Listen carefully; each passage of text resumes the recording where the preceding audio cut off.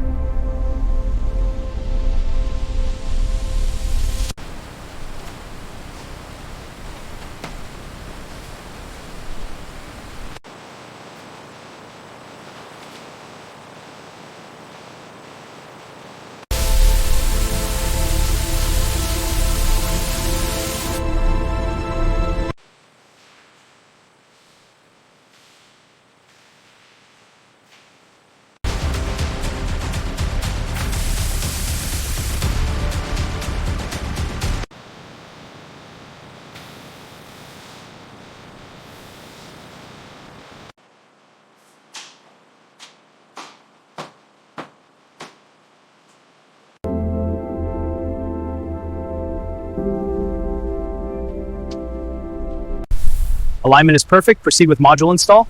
Confirmed. Robot arm is engaging now. Undercarriage checks are complete.